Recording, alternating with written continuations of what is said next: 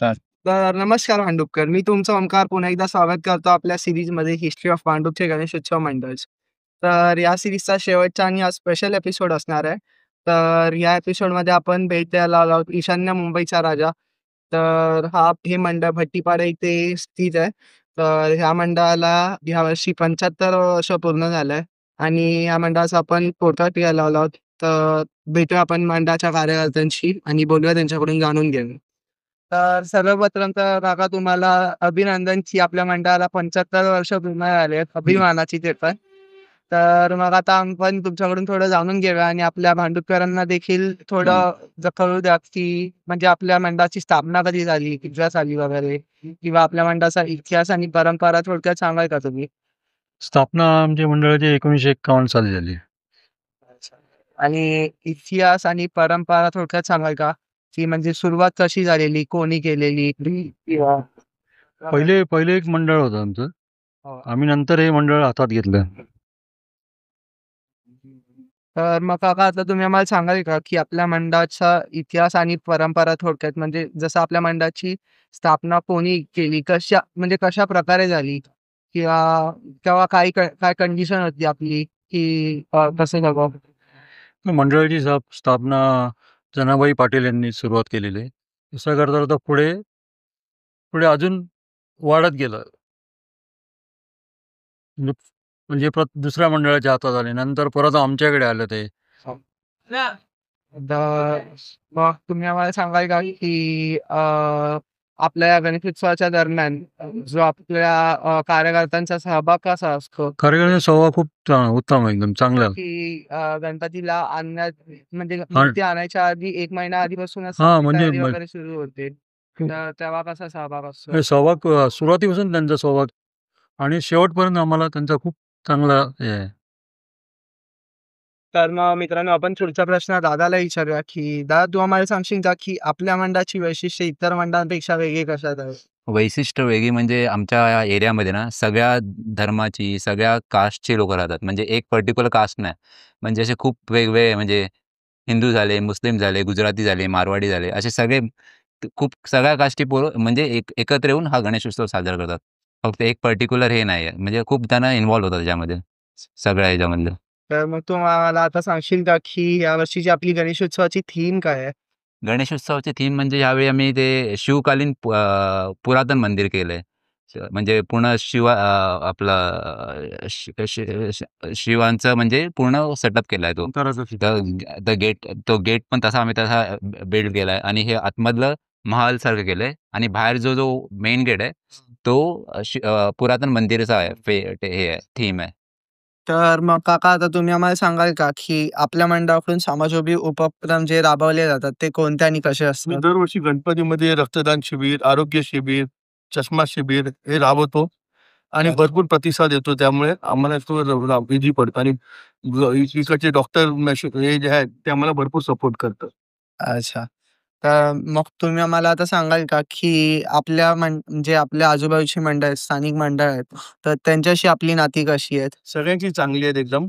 आता आमच्याकडे जरी-मरी मंडळ आणि एक अचानक मंडळ आहे, ते आमच्याकडे रोज सकाळ संध्याकाळ आरतीला येते. अच्छा. आणि म्हणजे आमच्या मंडळातले पण कार्यकर्ते सगळे असतात आणि बाकी काही हेल्प लागलं तर एकमेकांना सगळे मिळून मिसळून कधी कोणामध्ये भांडणं नाही. अच्छा. इतिहास बघू शकता कधी भांडणं होत नाहीत आमच्या म्हणजे मंडळामध्येच. अच्छा. आणि जे एरिया जे वाटून दिले आहेत का जे वर्गण्या जमा होतात हो.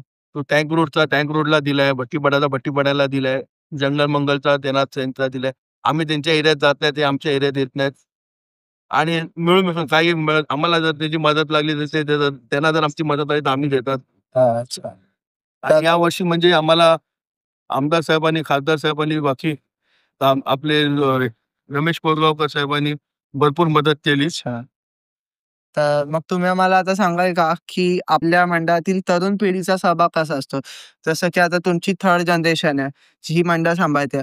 पण जी येणारी 4th जनरेशन आहे, तर जसं त्यांचा सहभाग कसा असतो? म्हणजे की जसं आगमनापासून गणपतीच्या आगमनाच्या आधीपासूनच जी आपली तयारी सुरू होते, ती गणपतीच्या नंतरपर्यंत गणपती गेल्यानंतर पण जे असतात त्यांचा सहभाग कसा असतो? जेव्हा आमची पिढी जेव्हा हा गणपती जॉईन झाली तेव्हा म्हणजे एक उत्साह होता मुलांमध्ये. तर काहीतरी करायचं, मंडळ चालू ठेवायचं, मग वेगवेगळे छळचित्र दाखवायचे. पण आता मुलं येतात. हो. पण ते पहिल्या गणपतीच्या 10-1 दिवस पहिला आणि गणपतीच्या 10 दिवशी जातात. पण जसे आमच्या टायमाला जे महिना, दीड महिना पुढे मुलं रोज येऊन इथे कामं करायची तसं नाही. आता सगळं म्हणजे सगळं ऑन कॉन्ट्रॅक्ट द्यायला लागतंय. अच्छा. कारण की मुलं सुद्धा त्यांना कामामुळे बिझी असतात, अभ्यास असतो आणि भरपूर कमी लोक लोक म्हणजे मुलं येतात पहिल्यांपेक्षा. तर पहिल्या एक मंडळामध्ये 60-60, 70-70 मुलं असायची. तेच पाहता आता इथे 20-25 मुलं असतात. पण एरियातला चांगला मुलांचा आणि म्हणजे यंग यंग जनरेशनचा सपोर्ट आम्हाला गणपती आणायला, गणपती 10 दिवसात जे फंक्शन जातात त्याला, विसर्जनाला भरपूर आहे. अच्छा. तर मग काका आता तुम्ही आम्हाला सांगाल का, की आपल्या मंडळात गणेशोत्सवाच्या दरम्यान सांस्कृतिक कार्यक्रम कसे आणि कोणते राबवले जातात? आता यावर्षी 75 वर्ष आहे म्हणून म्हणजे जास्त प्रोग्राम अरेंज केले आहेत. जसं हळदी-कुंकू झाला, आता संगीत खुर्ची झाला. आज संगीत खुर्ची आहे. नंतर मग मंडळात लहान मुलांना ड्रॉइंग होते, कॉम्पिटिशन होते, सिंगिंग कॉम्पिटिशन्स होत्या. हे सगळे कॉम्पिटिशन राबवले गेले यावर्षी आणि दरवर्षी पहिला पण होत होते. पण यावर्षी 75 वर्ष असल्यामुळे गोल्डन जुबली असल्यामुळे जास्त कार्यक्रम राबवले गेले आणि गणपती सुद्धा या टाइमाला वाढवून 10च्या वरती दिवस ठेवण्यात आले. तर मग काका आता तुम्ही आम्हाला सांगाल का, की मंडळाच्या कार्यक्रमात सहभागी होताना तुम्हाला सर्वात मोठा आनंद कशातून मिळतो? जर सगळे लोक येतात गणपतीसाठी, जात धर्म न बघता आमच्या इकडे मुसलमान सुद्धा येतात, गुजराती सुद्धा येतात, मारवाडी सुद्धा येतात, पंजाबी सुद्धा येतात आणि साऊथ इंडियन सुद्धा येतात आणि गणपतीसाठी त्या जोशाने काम करतात आणि जी मजा येते 10 दिवस, जो एक उत्साह असतो, तेव्हा मन भरल्यासारखं वाटते का गणपती आले.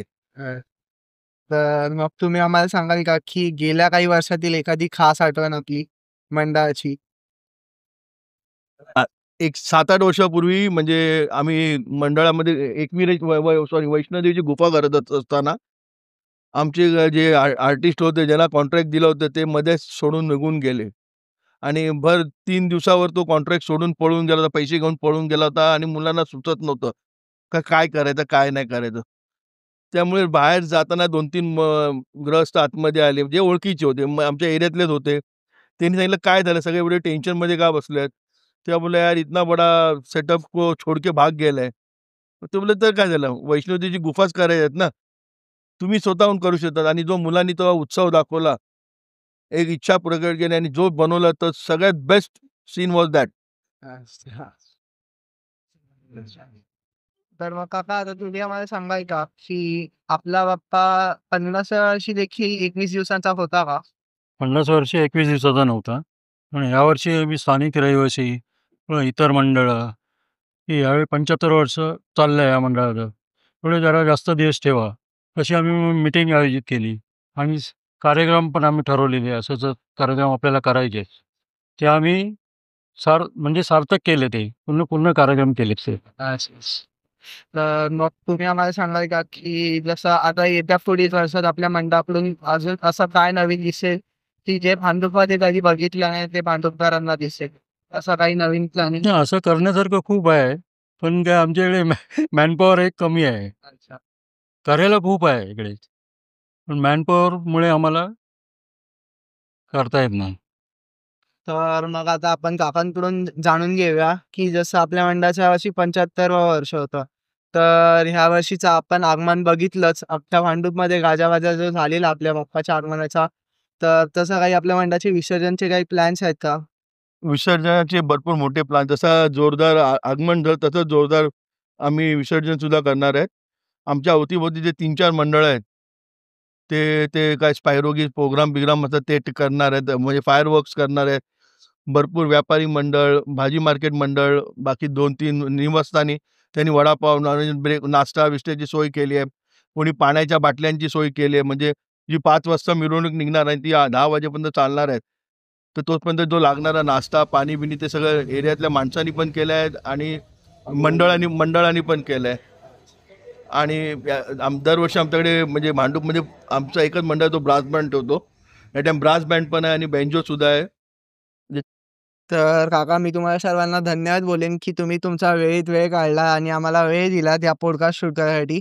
तर पूर्ण भांडूप ऑफिशियल टीमकडून मी तुमचा थँक यू बोलेन आणि आपल्या घराशी हेच मागणं मागेन, की आमच्या चॅनलची अशीच ग्रोथ होत राहू दे. तर तुम्ही आमच्या चॅनलबद्दल आणि 2 शब्द काही बोलाल का? तुमचे खूप खूप धन्यवाद तुम्ही इकडे आल्याबद्दल. आम्हाला आमचं गणपती मंडळ शो केल्याबद्दल पूर्ण ओव्हरऑल भांडुपला. त्याबद्दल तुमचे खूप खूप धन्यवाद. पुढील वर्षी तुम्ही असेच सहकार्य कराल ही अपेक्षा आहे. धन्यवाद.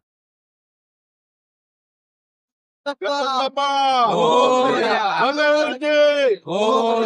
मंदिर बाबा की जय!